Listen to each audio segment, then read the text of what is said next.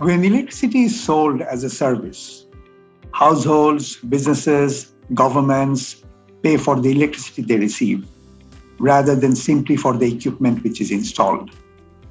This model allows communities to access electricity more easily by spreading the costs over time.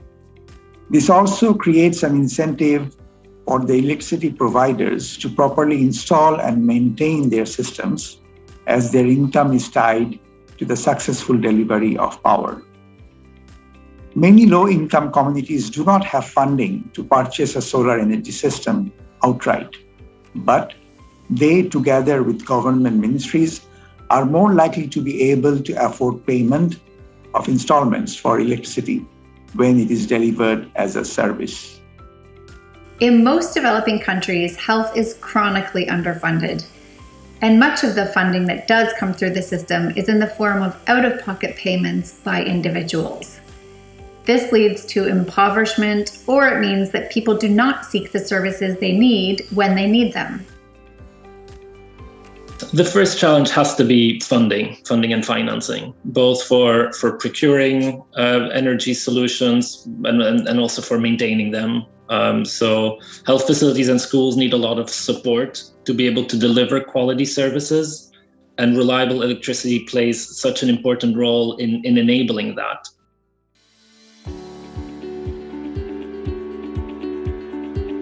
Nilifika hapa saa 5 usiku. Nilipofika hapa nikaitwa daktari na askari wa hapa. Alivyoniita akaja niangalia kama niko tayari kujifungua. Nikajifungua mtoto wa kike. Nikasaidika na hiyo sola. Alikuwa hapa na stima, ni sola tu peke yake. Na mimi ndio mtu wa kwanza kujifunga na hapo dispensary ule usiku wa hiyo saa 9. Kuwepo na hiyo sola imesaidia watu ambao wanaishi karibu na dispensary, kwa sababu wanapata matibabu yote ambayo walikuwa wakiyafuata mbali. Hiyo mitambo ya sola ikifeli, katika community kidogo tutakuwa na shida, kwa sababu wategemea hiyo sola. Kuna mipango ya kuchanga kwa sababu ya hiyo sola pengine ikiwa na shida. Hakuna hiyo mipango. Imagine there's a health center which benefits from solar electricity and getting electricity for a year or 2. Suddenly the battery went bad or the charge controller needs to be replaced. Government just cannot go and buy the battery or charge controller because they have to follow the public procurement policy. There has to be allocation of budget, and all this may take about several months for the health center to purchase the battery or the charge controller and get back on power. So to address that challenge, this new model is being proposed, which instead of procuring goods, will allow the government to procure services. In this model for energy as a service, governments will contract with private solar companies to provide electricity to public institutions, including schools and health centers.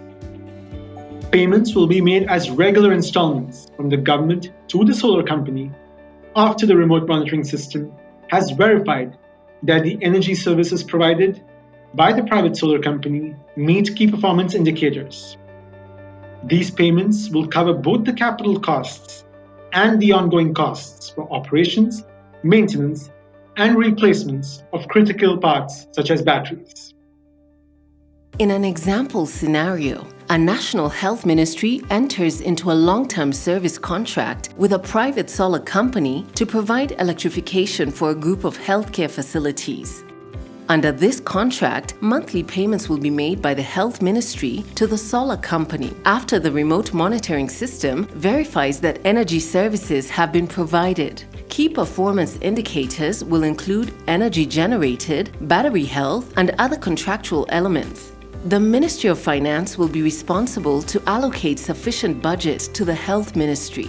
To mitigate the solar company's financial risk, the Ministry of Finance may obtain a line of credit from a commercial bank. This line of credit can be backstopped by the World Bank Group risk mitigation instruments.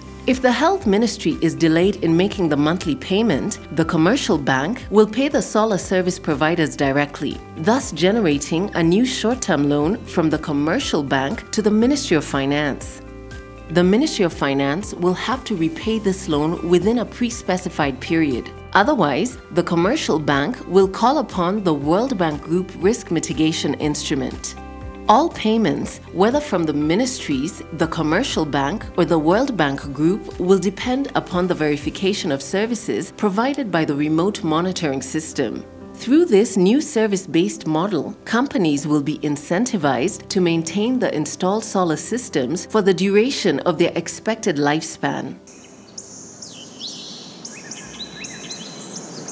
The service-based model could lead to more long-term sustainable outcomes, which is essentially what we're all going for. It's not necessarily about solving the problem today, but it's solving it in the long term. The service-based approach also removes the burden of raising the upfront investment needed to deploy these power solutions. It moves it away from the government and or from their development partners and donors, because it changes both the type of funding and financing that is needed, but also when it is needed. So both in terms of upfront and over time.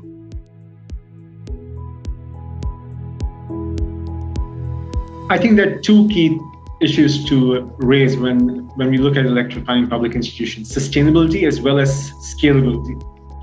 We must not forget that probably billions of dollars will be needed over the next 8 to 10 years to electrify all the public institutions in sub-Saharan Africa and beyond, so that we can meet the Sustainable Development Goal 7.